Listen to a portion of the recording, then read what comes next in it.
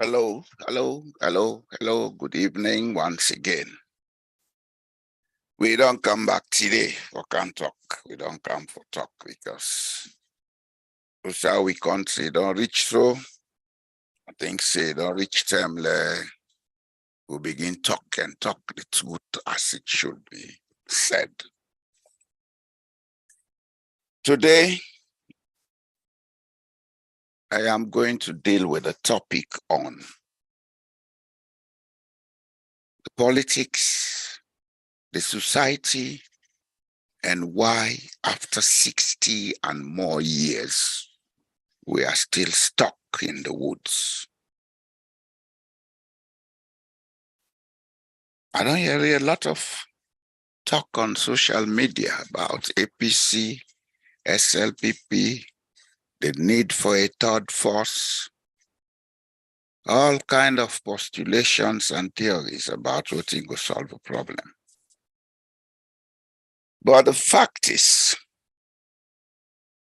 most people, when they talk about the problems or the challenges, for put them in a very straightforward manner.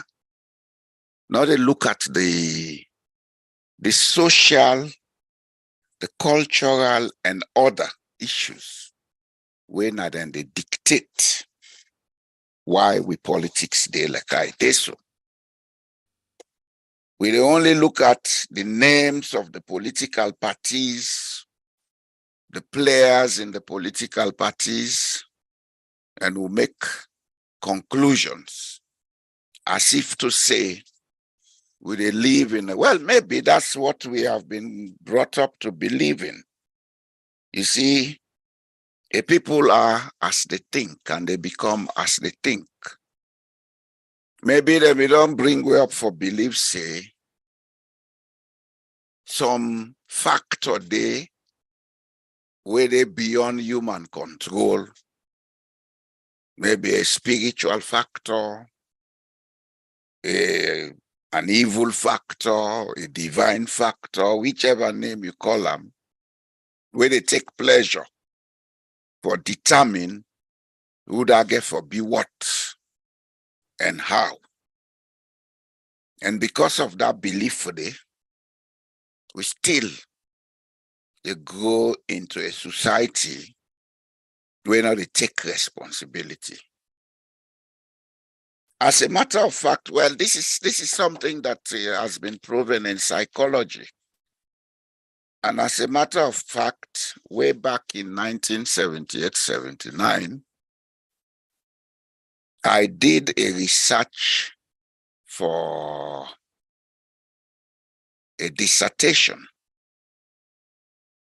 in the Faculty of Education in the University of Sierra Leone. The topic was the locus of control and how it affects the performance of school children in the Western area. I did a statistical survey and got my data.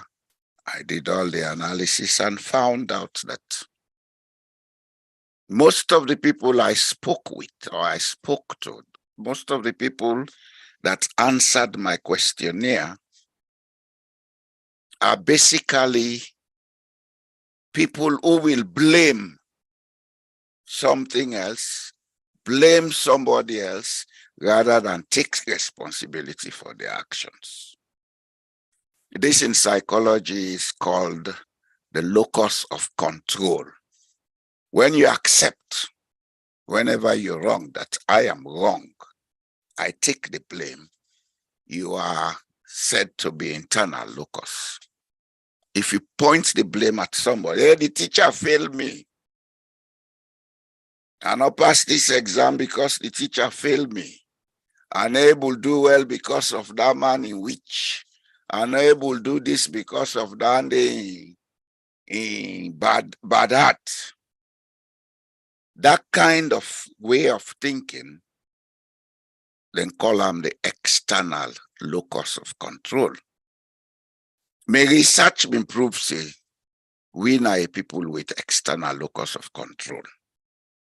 And of course, up till today, that research still they prove himself. Years down the line, over 4 decades, I see a society where they multiply and grow and institute itself as an external loci of control society. Everything we blame other people. We don't accept our faults. Everything we blame other people. And of course, when you go to social media, when you're in social media, you see it every day. That's why, even at times on Facebook and these other platforms, statements are made. I just click the laugh emoji because I understand what is going on. I understand what is happening in the minds of people. If we take that, we come back to the topic. 60 and more years since 1961. We don't get independence. Yes, we don't build finals, then pass out and be the first time if we go look for finals. We don't get more roads, pass out and be the first time. But the major factor of an economy, the affordability for everybody for live a decent life, don't erode from that time to now. I remember as a small boy, you get 10 shilling,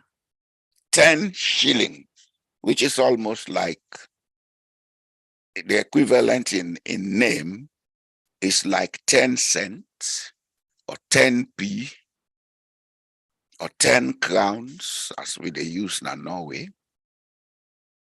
If you get that kind of money, they don't tell them they consider yourself, say you get some influence for be affluent. You get something we go spend or go buy something. In the 60s, people use that as food, money. They go to the market with it and buy food and eat. We don't see societies them where things been difficult at that time. And even as recently as in the 1980s, we don't see societies where things been very difficult. Simple example, next door neighbor, Republic de la Guinea. Up to 1988, Guinea was a very difficult place to live. But today, Guinea don't pass away. Is it APC and SLPP that are responsible? The ability for make we live that basic, decent life, we don't lose them. Is it APC and SLPP that is responsible? Have we not had other parties in Sierra Leone apart from APC and SLPP? If we don't get other parties there in Sierra Leone, why is it that Sierra Leoneans not move to them parties then they en masse and say, okay, we tie with them to party, but let them go other side now and vote? Recently, we had a party where they make all the noise internationally and nationally. Where are they today? Where are they? Is it APC and SLPP? You see, my brothers and sisters of Sierra Leone, at this time in my life, I foresee down quiet and enjoy my last days. But if you see, I take up Selah the talk, not for idleness. Secondly, I'm not looking for cheap popularity. I don't want anybody's praise. Keep your praise and begin to think. Don't praise me. Think like me. Or even think better than me.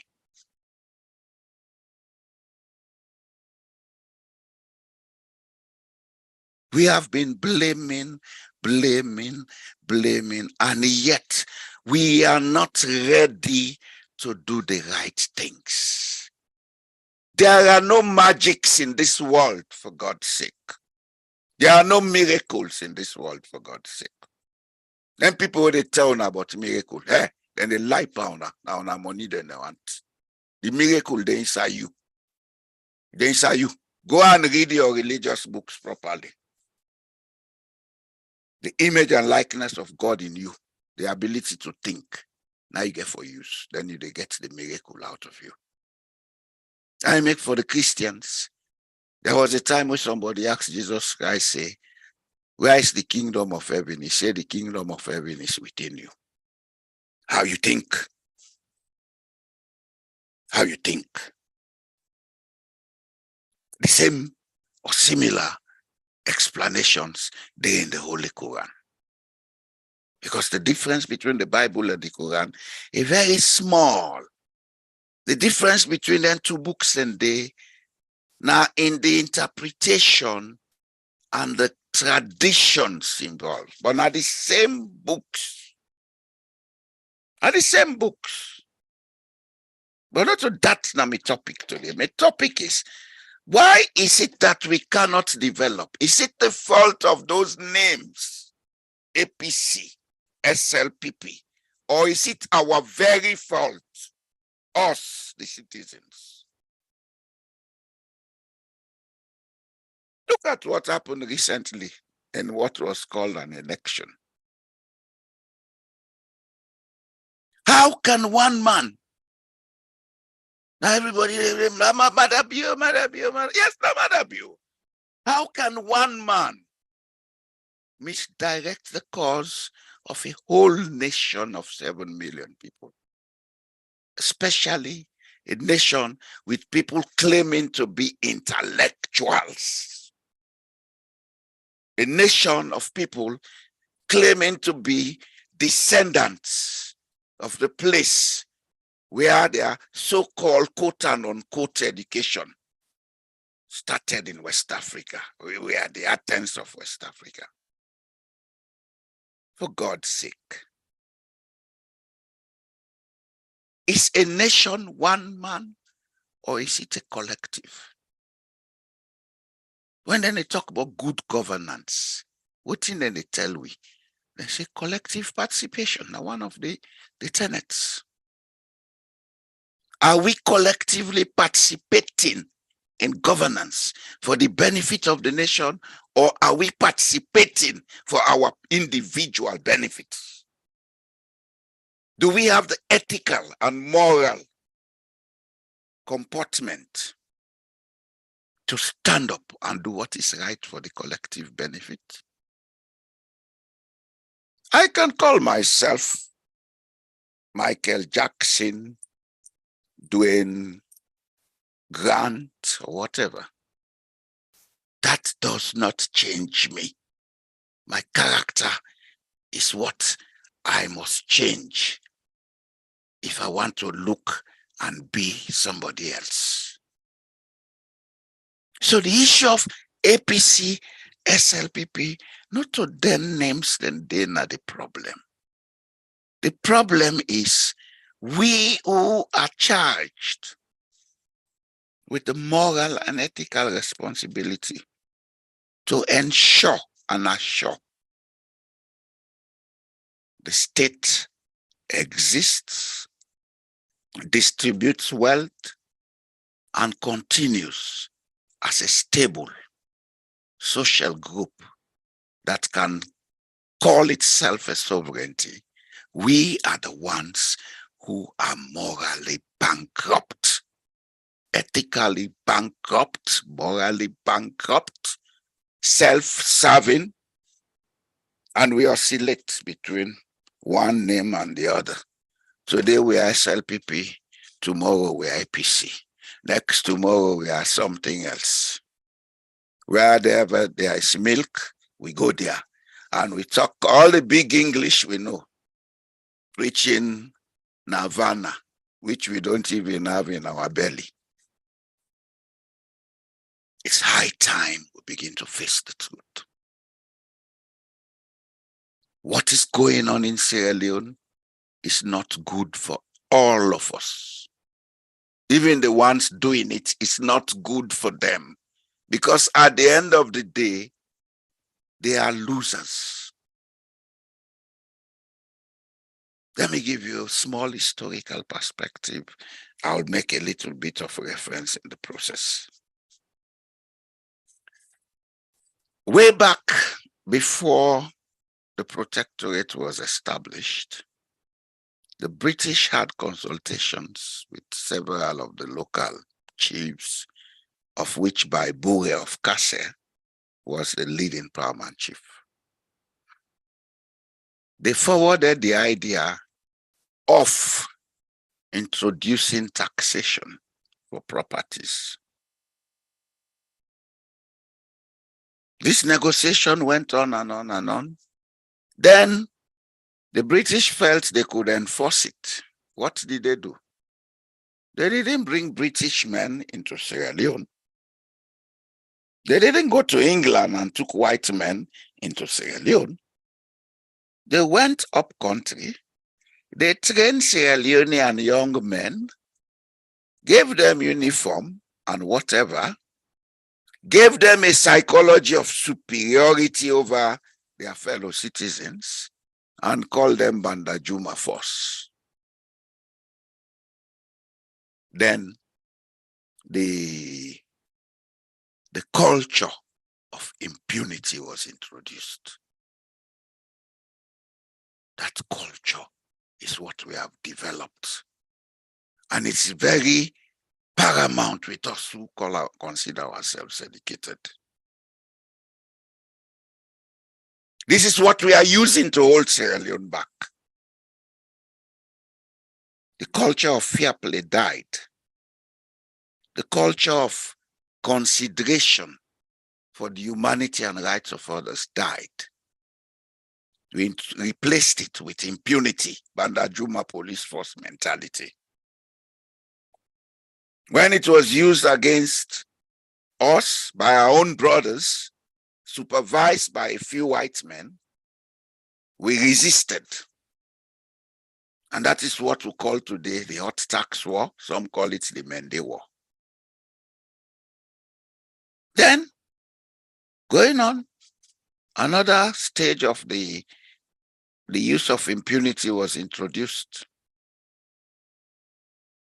The British never took direct part in the establishment of an educational system or policy. They left it into private hands, the missions. To further enforce their impunity, they went up country and opened a school and says for sons and sons of chiefs. When you tell somebody that you are better than the other man, so I will educate you, what have you introduced? Impunity. Impunity. Disrespect for humanity. Disrespect for social justice. When that culture had been reinforced, a few years down the line, an assembly was opened called the Protectorate Assembly. This came with a third part of the problem. Because the assembly was purposefully open for people from ruling houses. So those from non-ruling houses will only enter it if they will act as proxies. Class formation started. Class division started. Side by side with this systematic destruction of the unifying fabric in our society, you had a second problem, which was bigger, as a matter of fact, and is still bigger. The two-state mentality that was developed. You had the colony, you had the protectorate. With all the education we are claiming to have, we have had this problem since the early 1900, 1920, 21, 22, 23, 24. We have had years of self-governance. We have never sat down to research and find a common ground on how we can live together, especially in a place where we have a common bloodline and common DNA. A place where you have Kamara, Koroma, Ture, Tarawali, Fofana, Sise, all over, but speaking different languages. A place where you have a particular place name, Sumbuya, in every district. Instead of looking at these minor things that will bring us together, we had focused on those things that will bring us quick gains, material benefits, affluence. Don't get a good job. And what happens after the good job? We'll steal and loot. What happens? Nothing. Because all the money that is stolen and looted cannot be put into any gainful use. The only thing they may do is build houses. Yeah, you can build a house, but is it worth building houses in Sierra Leone? What is the real economic value of owning houses in Sierra Leone? How does that contribute to development of the country? In certain places, real estate contributes to development of the economy. Does that contribute to the development of the economy in Sierra Leone? Or is it just an ego trip?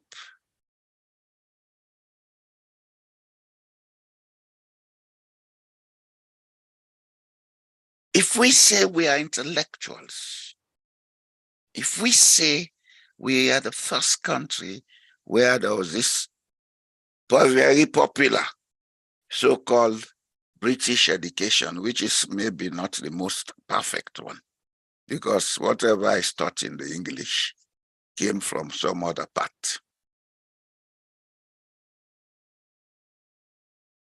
If we say that is the best form of education, why has it not profited us?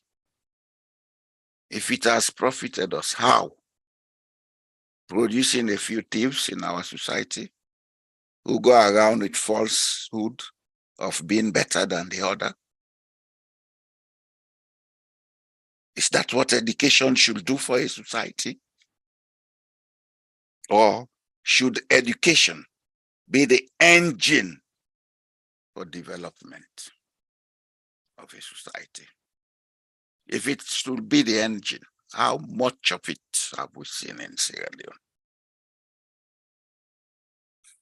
We would want to, yeah, we've never had a good leader. Yes, we've never had a good leader because we don't think good leader. We don't. Honestly, let's stop talking about good leaders. Let us begin to think good leader. We don't, because we don't think good leader. We all think selfish. We only talk about leader when we want somebody around whom we can operate and loot. When that person is not on our side, wherever he is, he's a bad leader.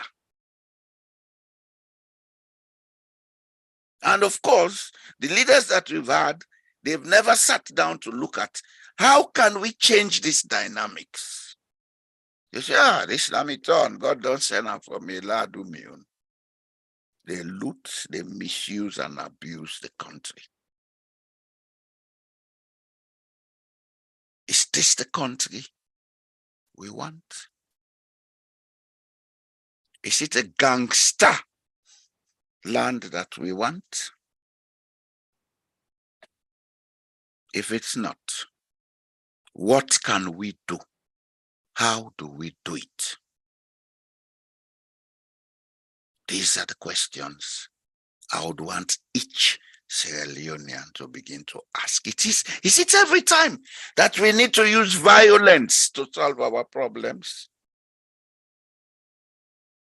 Is use of violence not a manifest of the fact that we are mentally inadequate?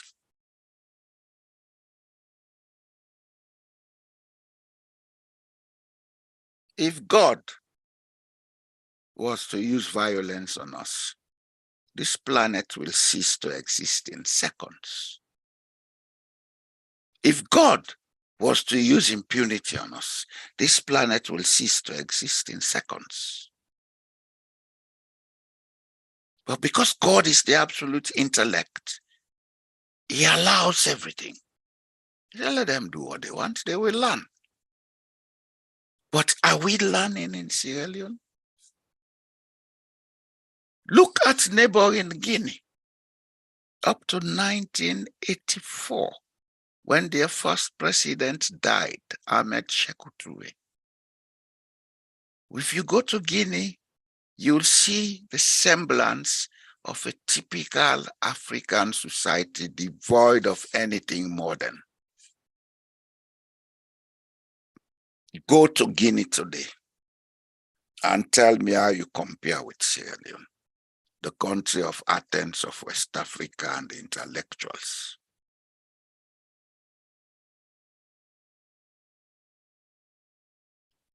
Look at the political history of Sierra Leone from 1950 to now. Count how many leaders we have had in Sierra Leone. Take the political history of Guinea.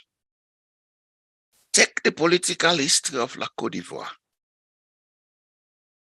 Take the political history of Liberia. Of course, I wouldn't want to bring Liberia into the picture because we are like brothers and sisters on the same way of thinking. Maybe Liberians are a little bit better off. But take Guinea, take La Côte d'Ivoire and the Mano River Union. Count the number of leaders they've had since independence. Look at the structural, the social, and the economic changes that have taken place in those two countries. Ask yourself, why not Sierra Leone? Then you'll find the answer. Because if we're talking about APC having introduced or implemented a one-party state, which was going to be implemented at any rate if it was SLPP, because Albert Magai had already prepared the constitution and he was going to implement it.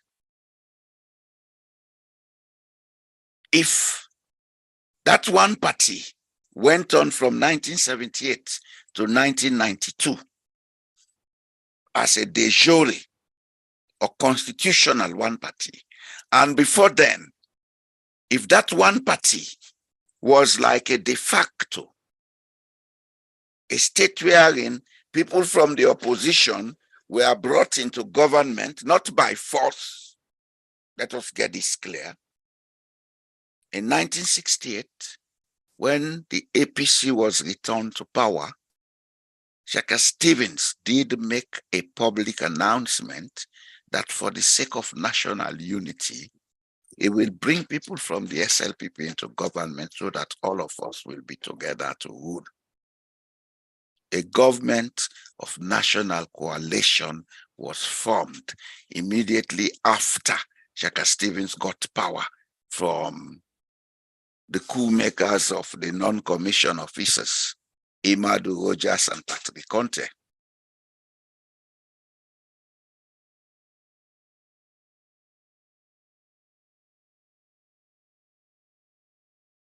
From that time, key members of the SLPP participated in the governance. People like Efemina came over, he was made Minister of Justice and Attorney General. You had people like Kesik, Bamanja, etc.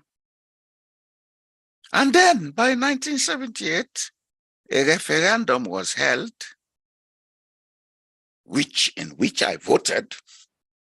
By then I was in my qualifying year, going to finally at Jala University. I voted. I was very much opposed to a one-party state. But I know people who were SLPP operating at that time under APC were very adamant. The Michael Abdullahs, the AJ Sandys, they were very adamant about a one-party state. They went there to Jala, made speeches about the benefits of one-party state. We had the one-party state. Things went bad because from 1977, after the elections, we had so-called intellectuals with PhDs as cabinet ministers. Then our country went from crisis to crisis. Not two things. The first cabinet of PhDs was in 1977. The one-party state was not something per force. There was an agreement, a consensus. And those in the SLPP participated. Some of them got ministerial posts and became the longest-serving ministers in Sierra Leone's governance. So today, if they go out and say it was APC, no, it was not. It was all of them. All of them. But the fact is it the APC and SLPP that are wrong? No. It's the way we think. Especially us who are educated, it's the way we think. We are hypocritical. We are morally and ethically bankrupt. We are self-serving. This election has proven that clearly. I've been listening to all the comments made, all the talks on the so-called radios and televisions. I would say there are times I weep in my heart. I weep because I ask myself, why were you born Sierra Leonean? Why? Why is it that our people are like this? What is wrong with us? What is wrong with us? Is it a curse we have?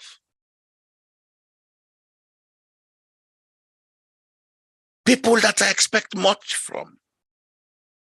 I have heard them over the last few days say things about what is wrong, how it went wrong. And one thing that is very funny, they've come up and have the audacity to talk about peace. Peace for what? Who is fighting who? Who caused the problem? Can we be honest for once to deal with this problem? Who caused the problem? Is it the man you're going to talk to for peace? Is peace a one-sided phenomenon?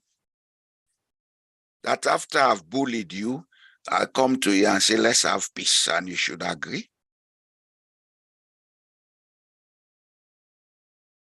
The results they wanted is what they got.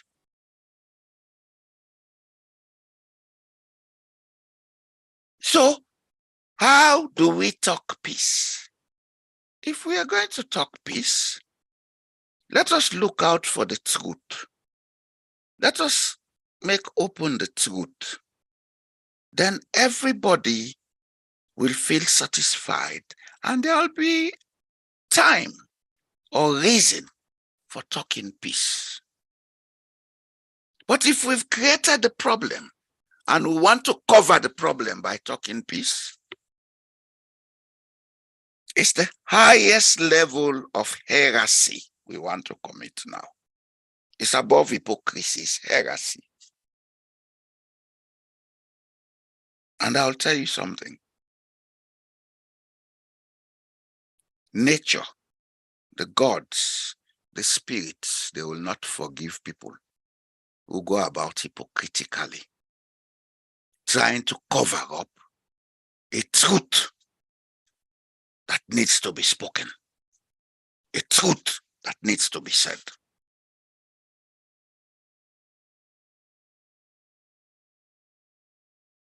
One thing we have to begin to take cognizance of: every human being with a life in him or her has the Spirit of God, and it's endowed with the ability to reason.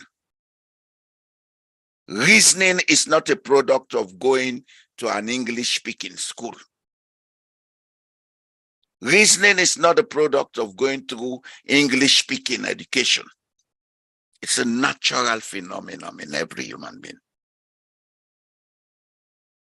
It is only that reasoning is impacted and determined by the environment and exposure. Because what we see, what we feel, what we smell, and what our five senses interact with affects our ability and capacity to rationalize beyond them. But today, we have what has made that a different scenario. We have the cyber highway, we have the internet, we have telecommunications that is fast and can reach any corner of the earth. So the flow of information has changed the limitations to reasoning caused by limitations to the circulation of information. So if in those days, people who didn't go to school could listen to BBC and understand it without being able to speak English, because that happened in my presence as a small boy in Songo. The people around our home will come in the evening, sit down in the veranda and listen to the BBC. By then, my grandfather had that bush radio, and he would always buy a cable from PZ and put it right on top of the mango tree so that there will be good reception. People will come in the evening, they'll sit, they can listen news. And these people never went to school. They will listen to that BBC news and begin to discuss. And they understood what they had.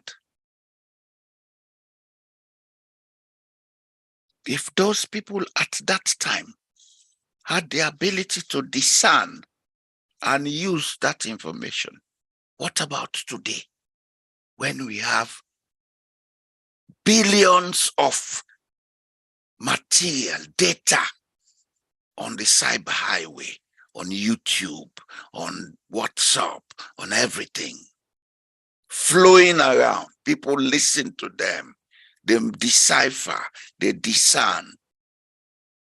It's high time we begin to stop talking about levels of illiteracy. Let's begin to talk about levels of ignorance. And maybe some of us who think we're educated, we are the most ignorant.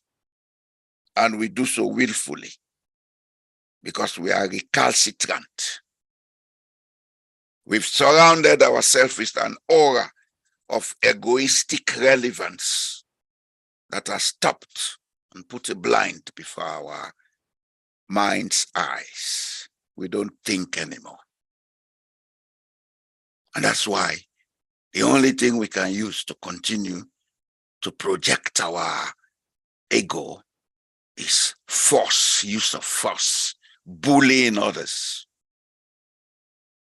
We have to stop that. We have to stop that, because when this whole thing started in the 1920s, local Sierra Leoneans who had gone into business, local Sierra Leoneans who had started enterprises, suffered.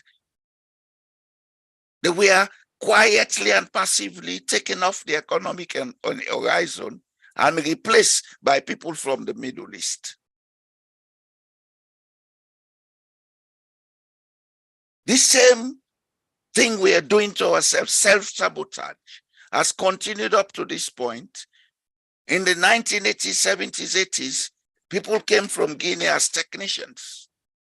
They were as poor as rats, but very organized mentally. Today, they are competing with the people from Middle East to control our economy. Those of us who say we are Sierra Leoneans, we take pleasure in talking about PhDs and running to other people's countries to go and work like slaves. This is the Athens of West Africa mentality we have. Hey, but I'm in England, I'm in America, I get a good job there. What they can do salon? There are people in Sierra Leone who are living better than most of us in the Europe. Let's begin to face it. And these people are not in politics. They're in business. Yes, they're in business. And most of them, if you look at them, their link with Sierra Leone is minimal. The Sierra Leoneans in their own country suffer. Why? Because the class of elites who should take the ethical and moral responsibility to make a good country have been selfish, egoistic, and I don't know what to add on top of that. It's high time we wake up. I'm saying this not to insult, but to inform you and to instigate the awareness in you. Let us stop bullying each other. Let us put aside all these things that divide us. Let us look for a common ground. Politics should be a common ground, but we've made it a diversity ground.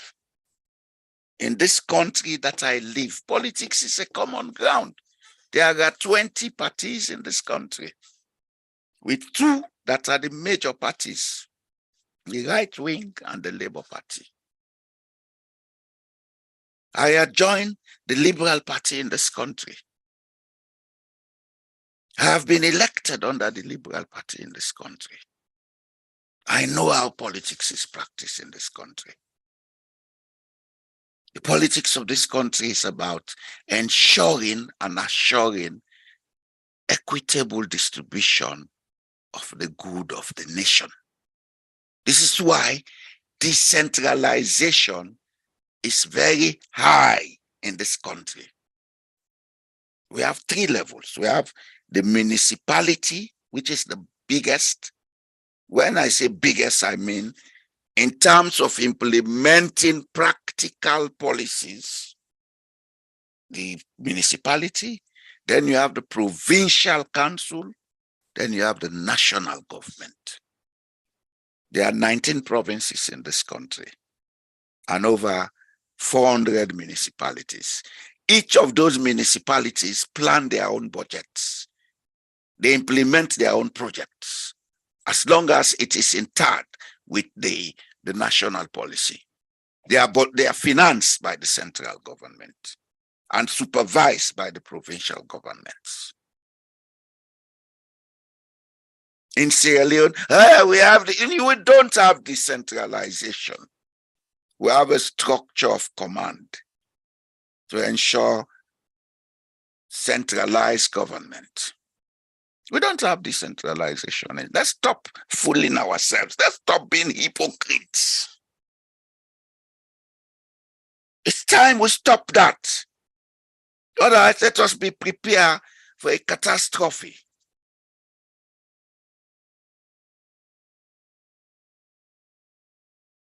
If we want to decentralize Sierra Leone, instead of politicizing our paramount chiefs to use them for the benefits of a few, let us have the chiefdoms as the highest level of political implementation. Give the paramount chiefs the right to have an elected council that is they supervise over, and let them plan their development. Then have provincial councils. Districts, forget it. We don't need them. We don't need districts.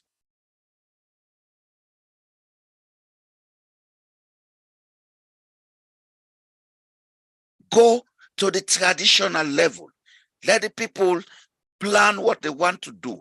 Who wants to make a factory to manufacture sukublai? Give them the finance, supervise it, and ensure it's done properly. Create jobs at that grassroots level. Then all this dependency stuff will begin to fade away. Take development to the rural areas at chiefdom level and see what happens. But instead, we sit in the cities talking crap and creating destruction. It's high time we stop that. It's high time we stop that, because nobody gains. Nobody. Nobody. You may be in a job today because you are helping to play the music. When time comes, you get out of that job, somebody else goes there. 6, 9 months down the road, if you are not careful, you are below where you were before you went into that job. We've seen it several times in Sierra Leone. It has happened not because God is punishing people. It has happened because we don't think, we don't plan. We are not structured mentally. The problem of Sierra Leone is not a political problem. It's a socio-psychological problem. It's how we think, our beliefs, our perceptions, the attitudes and characters that we develop. It's not APC, it's not SLPP, it's not those names.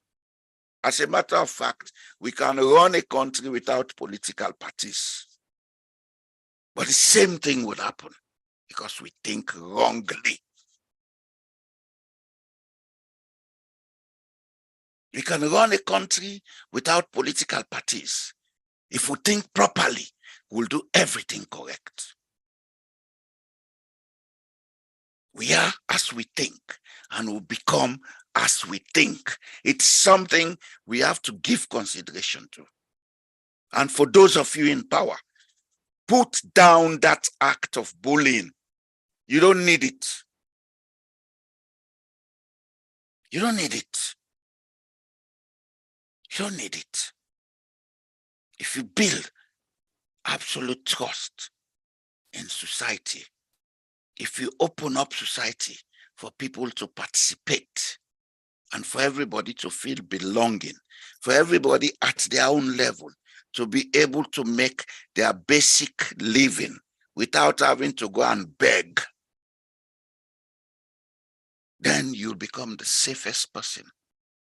Here where I live, the Prime Minister can walk the street without any guard at any time of the day or night. As a matter of fact, the man who is now Secretary General for NATO, Jens Stoltenberg, Jens was Prime Minister. He has, of course, before being Prime Minister, he was a long-term politician. And as a matter of fact, it was under his term as Minister of Finance in 1990 that the decision was taken to establish the Norwegian Pension Fund, the biggest sovereign fund on earth. Norway has more money in their government fund than any country on earth. They have more money than China. China comes next to Norway. When Jens was minister, he was able to convince people in the other political parties. They agreed morally and ethically, and that thing was made into law. Today, the country is benefiting from it. It's benefiting. The money is growing. There is security for the posterity of this country. They can afford to lose 5, 10, 20, 100 billion, and nothing happens to the fund. Yes, because of proper thinking. Nigeria has been mining oil since 1958. Norway only started in 1969.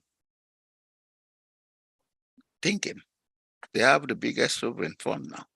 Now, every country in the Middle East is following suit. That's why we see all this investment, Dubai, in Qatar, etc. They are investing their money. They are coming to Europe. They are buying entertainment institutions, sports institutions, football clubs. It's investment. They are keeping the money for posterity. We are using the money to satisfy our goal. And they continue for fly. They fly, bro. Where you come out, they pour. Honestly, where you come out, they pour back. Not keep money. Say they fly.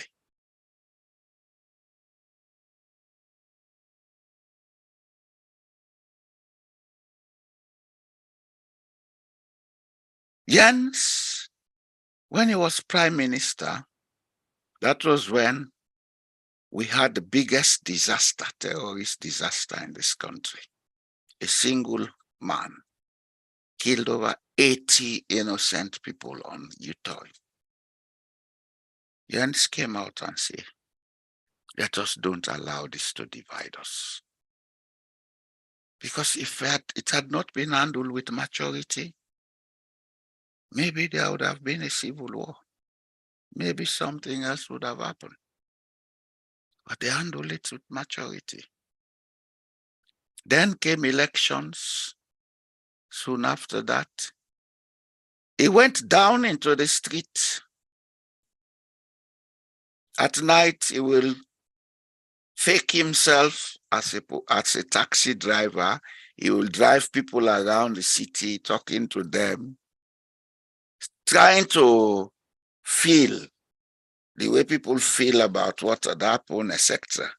Well, of course, most people found him out. They knew it was Jens, and they made it into a joke. They laughed over it. Why am I saying this? I'm saying this because I want us to see how proper thinking in society can affect the way we do things. If you think you are superior than the others, then the others will think they are more inferior than you. And therefore, there will be no coordination in society. There will be no participation. And society cannot grow out of your PhD. It only grows when all of us work together. That's cleaner. If it doesn't clean, then nobody can clean. That is why in this country, even the cleaner is relevant. There are cleaners in this country who ride Mercedes-Benz. They ride all kinds of SUVs. Yeah, because they earn the wage. The minimum wage in this country is $2,500 after tax. They earn the wage. They can afford it. You work 2 years as a cleaner, you are able to buy a car. You take a loan and buy a car. My last son, who is doing part-time job, has a BMW. Yes, a very expensive one. He's still going to school. He's still going to school. He's in his final year in the senior secondary. But because he's doing part-time job, he is trusted by the financial institutions to be given a loan. What you call creditworthiness. That trust is what we are destroying by the way we behave in Sierra Leone. And who is responsible? Us, especially us who claim to be educated. It's time we think and change. One of the reasons why investment is difficult to go to us is because of the way we think. They know we think awkward. They know we think selfish. That's one of the reasons we are not trustworthy. And it's time we begin to say it. I will say it. I don't care whether people like it or not. I'm serving my conscience. I thank you for listening to me.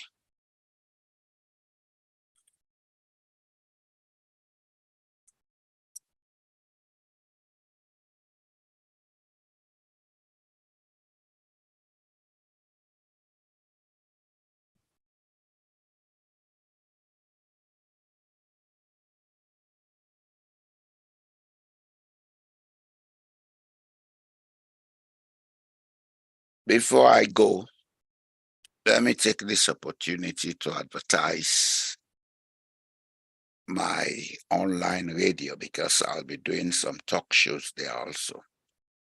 This is where you can find it. I'll put the link. You're talking opposite. They work for you and they come back with something. It's not better begin. They get mine on your own, better begin. They work on your own, better. They men they begin on your own, better begin, better begin. They make it mama, better. They make it papa, better begin. They country brown, better begin, better begin, better begin.